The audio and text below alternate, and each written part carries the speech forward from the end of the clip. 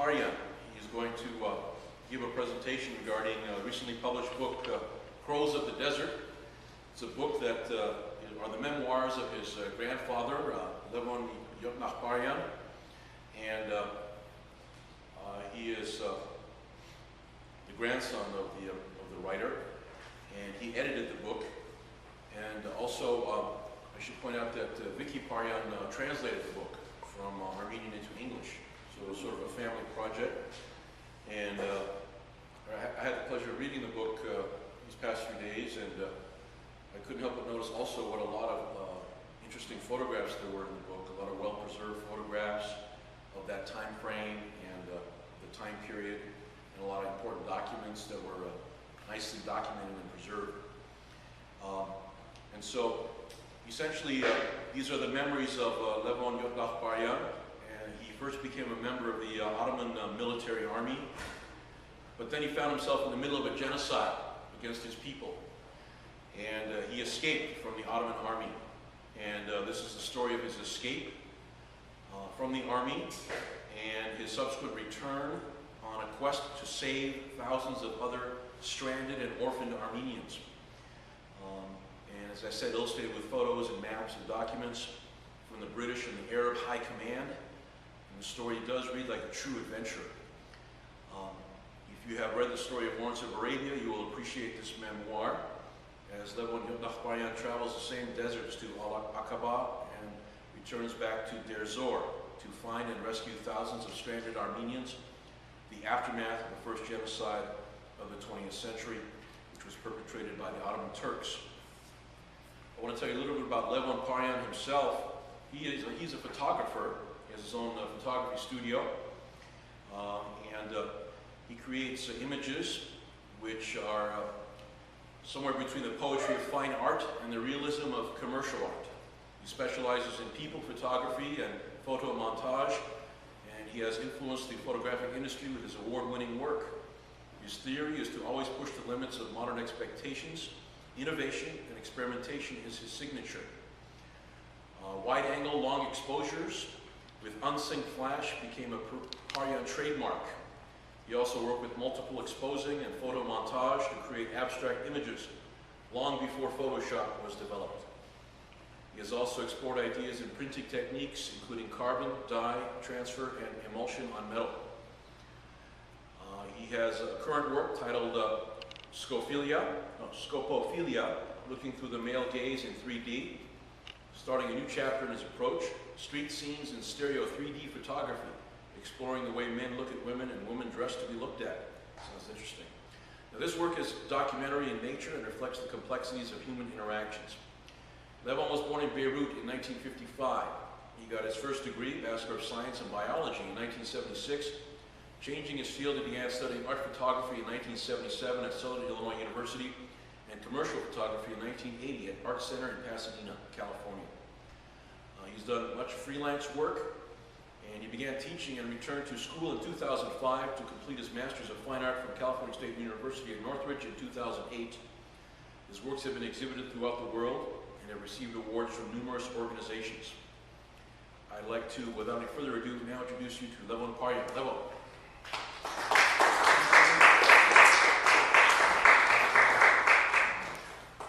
So I pretty much, there's nothing left to say. You've got you told the whole story about me and the book. So. Is it okay if I just stand here? Well, the thing is, if I stand in, well, I don't have any way to change the slides unless you want to sit here. But then I don't know what the next slide is. It's okay. You hear me, right? Yeah. Okay, let's just do it that way, I think. If I turn the lights off, will you be able to see? Yeah. Okay. He won't get a good. That's okay. We'll do like that. Still good. Okay, so I want to make sure this is sharp now. Okay, so this is the cover. My grandfather wrote it down back in the. When did he write it? It must have been 1920s, 30s. He wrote his diary he actually dictated it to my grandmother, and she wrote the diary. We made 2 copies. We made 2 copies. One went to my uncle, and one went to my father. Well, we thought that the copy that went to my father was destroyed in a flood. And so we were very disappointed, but we had the 1 copy from my uncle. We used that to make this book. And all the documents that you'll be seeing are in that, from that copy. Well, so all these years, we had been waiting for a chance to make this book. We finally decided to make it. And my mom did the translation. She translated the Armenian into English. And then I edited it. And when I first got this information, I thought, gee, this is such a small book. You know, and you look at it and you go, it's such a small book. You wonder, like 140 pages, what's that going to be? But it is a small book, but it's a mighty book. I call it a mighty book, even though it's a small book. Because the amount of information in this book is quite important. It has a lot of very interesting information, a lot of documentation. When my grandfather did what he did, he had it all documented through the AGBU mostly and other organizations, the Armenian National,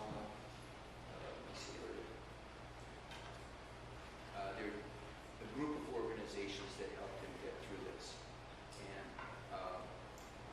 And anyway, just to continue on, well documented photographs, documentation that we had, which made it a very interesting book. Then I also started reading other sources, like Lawrence of Arabia's diary, T.S. Lawrence, and I found a lot of connections, a lot of information that I thought was missing in the book, I found in his diary. And because many of the same places, they were working in the same places. The British were fighting alongside, driving the Turks up north with the Arabs, and they were all in the same area. And if you're listening to the news now, you'll find that all these places that are in this book are in the news in Syria. Fighting in Syria is all being done. Aleppo, Hama, Damascus, all these places that are being, right this minute, they're fighting in Syria. So,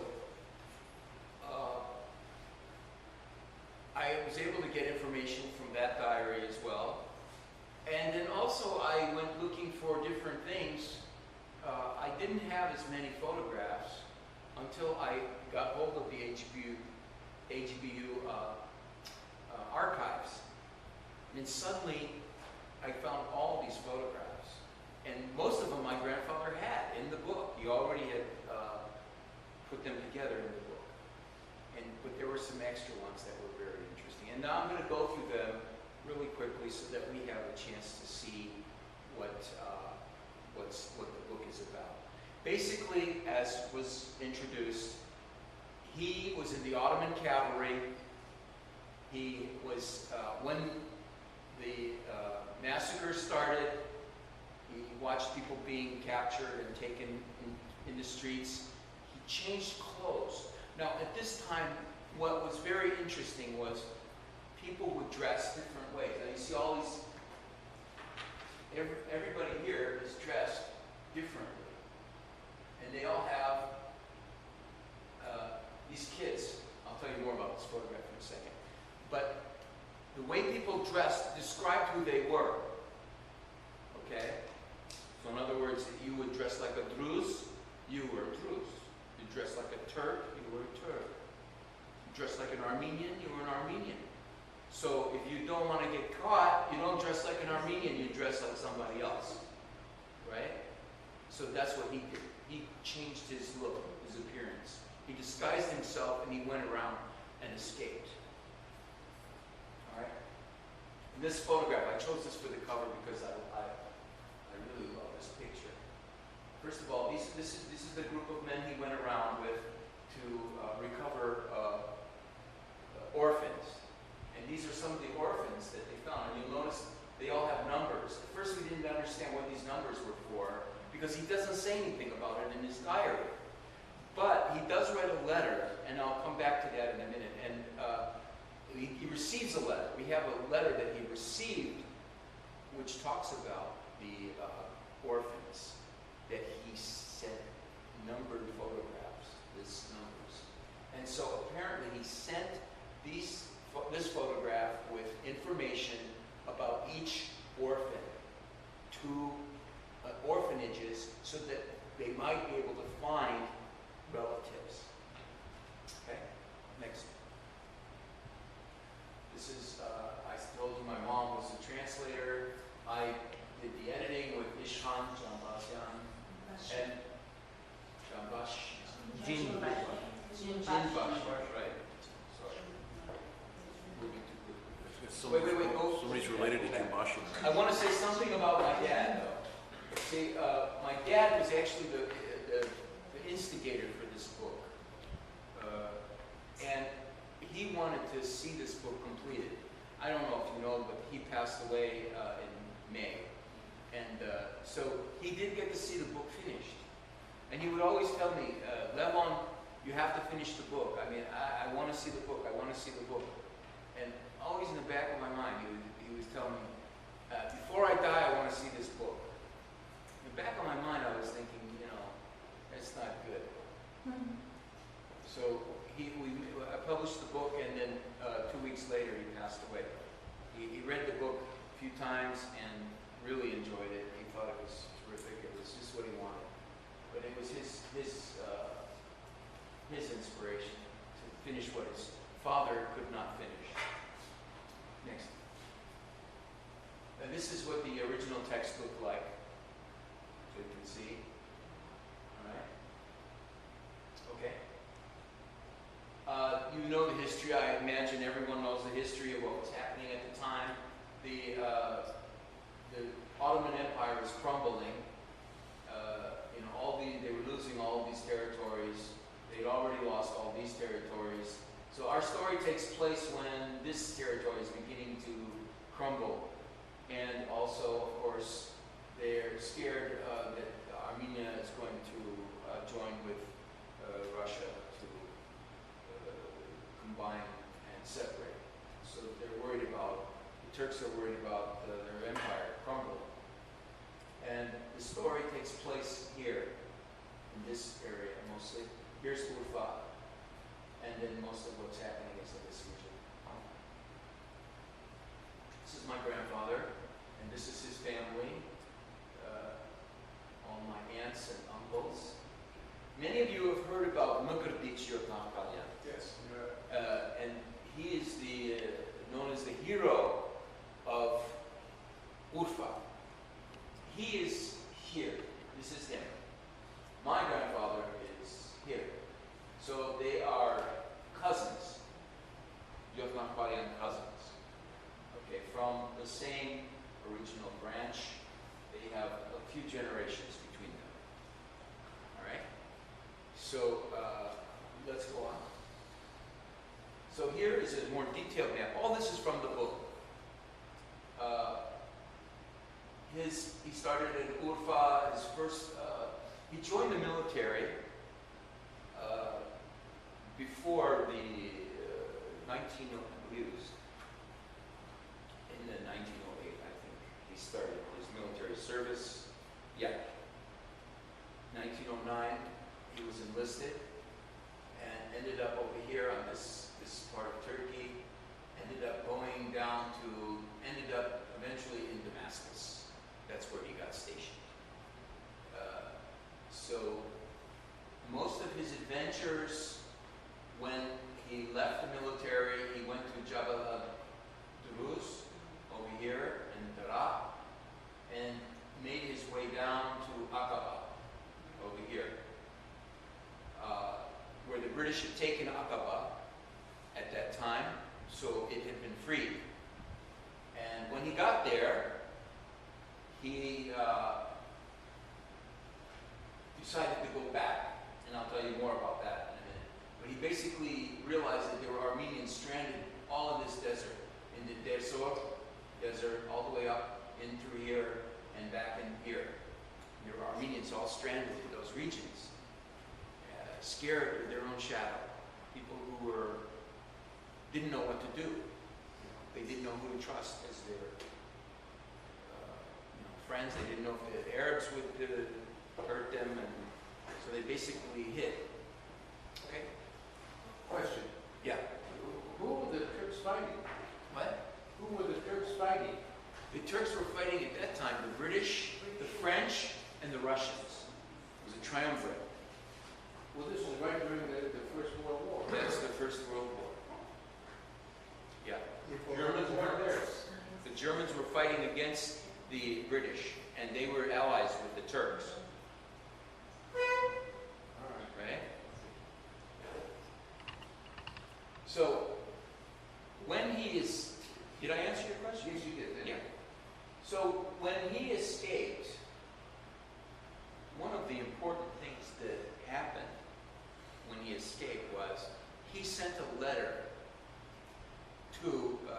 he escaped Jabal al-Daruz. Remember that town I showed you? Nearby, there was another town where he found out that this fellow here, Hussein bin Ali, Sharif Hussein, who was the king of Mecca at the time. He's the one that started the rebellion against the Turks, the Arabs rebelling against the Turks. He was the leader of the Arabs. And what he did was to organize the Arab tribes to fight the Turks.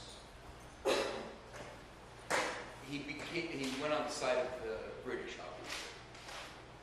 That's when Lawrence of Arabia came, and that's how the British united with the Arabs and the French. They all united together, and then they started pushing the Turks back.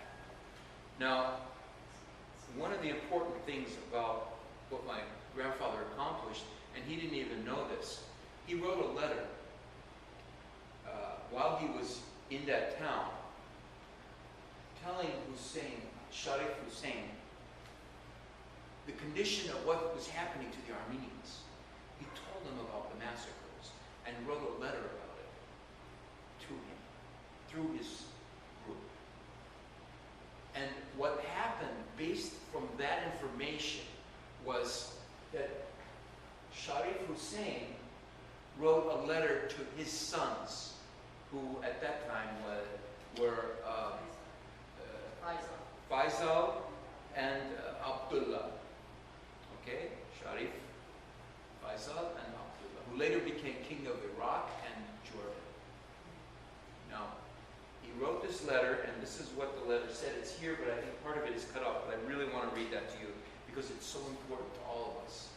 In fact, many of you, anybody who came through this Arab countries, the reason we probably are still exist is because of this letter. It says in quote, "What is requested of you is to protect and to take good care of everyone from the Christian Armenian community living in your territories and frontiers and among your tribes, to help them in all their affairs and defend them as you would defend yourselves, your properties and children, and provide everything that they might need, whether they are settled or moving from place to place, because they are the protected people of the Muslims." So that letter gave us, Armenians, protection. Now, not all Arabs followed that, obviously, but... Would that be called a fatwa? Is that called a fatwa? Yes. In fact, if you... that right now, Harut Sasunyan is talking about the previous letter, which was written in 1908 or something. Was that what it? 1908, I believe, right? Yeah, 1909. There was a previous letter written which had a very similar which was a very similar statement by the previous king of, and if you read it, the current courier, he actually has that information, or Armenian life too, I think. Apo, yeah, he just sent that out, I think. So that is what this is. That's what this is. This is what that's from. So it's very important information. Yeah. You mean after your grandfather met with King Ali, then he sent his letter to the Arab tribes? We believe so. I see. Yeah. And The timing is it's coincidental. So I'm in the belief that it happened. They did meet. So has your grandfather told you that he met the King Ali? yes, it's in his diary. He talks about traveling with him for almost 7 days. They traveled together, and he asked him to come fight with him, come fight the Turks. And he says, my mission is to save the Armenians, what's left of our nation. He says, that's my mission. I have to come back and save them. And Wasn't this guy, what? wasn't this guy called Mukhtar? Wasn't he? I'm The sorry. Mukhtar, Yeah, that he was the Mukhtar of Aqaba. yeah. He's the one that led the armies over Mukhtar against the Aqaba. Against the freed Turk. Aqaba. Right. They called him the Mukhtar. Mukhtar of Mecca, right? Yeah, Yeah. Mukhtar, yeah.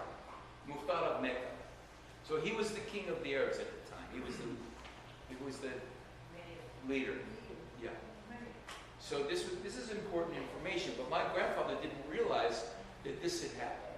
He knew that there was a connection, but he didn't have the letter. I found the letter years later through Harut. Actually, I was researching this, and I found it in Iraqi. I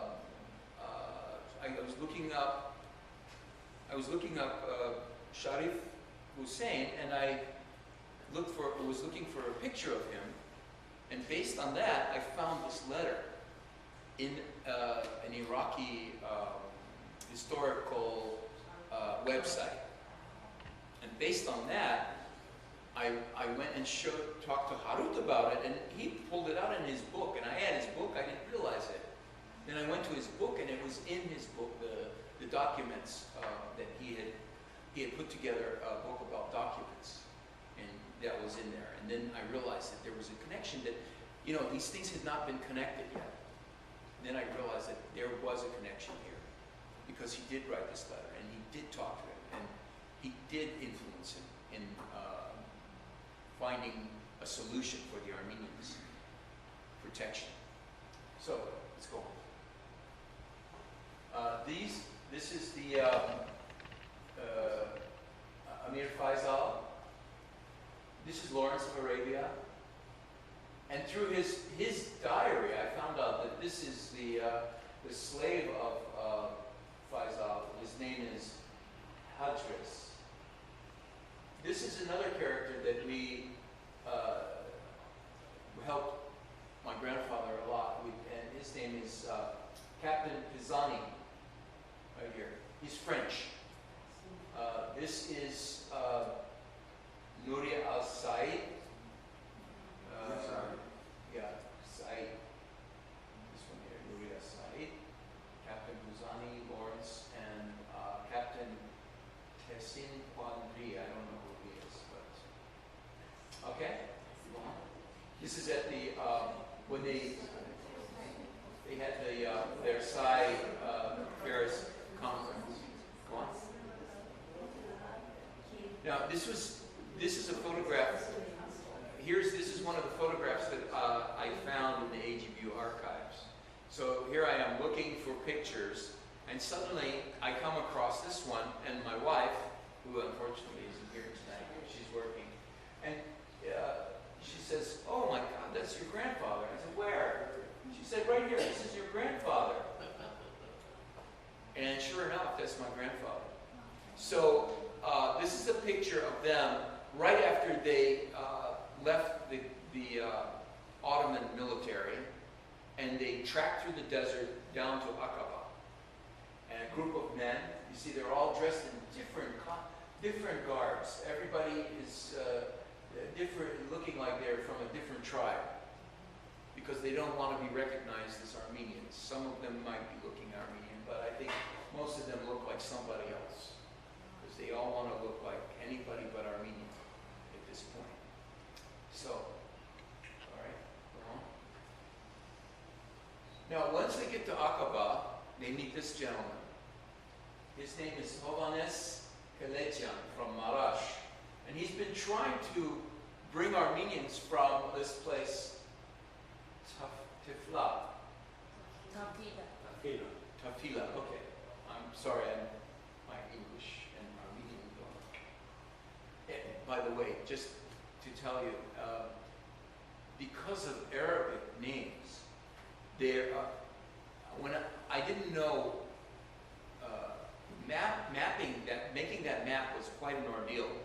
And I got a lot of the information from Lawrence, T.E. Lawrence's diary, because there are so many ways to say the same thing in English. You know, one Arabic word is written 15 different ways because of the guttural sounds. It's so hard to describe that particular sound. So it was very difficult to choose which spelling to use and how to pronounce it. Anyway, my father knew Arabic, so that was easy. My mom knows Arabic. They helped me a lot. So he wanted to bring the Armenians from there. He couldn't do it. But he saw this group of men that had come back. We saw that last picture. He saw those group of men. He said, you made it through the desert. You need to go back and get the Armenians, and I will help you find sponsors. So he was able to help them organize sponsors. They got sponsors to him. The AGBU was one of the sponsors.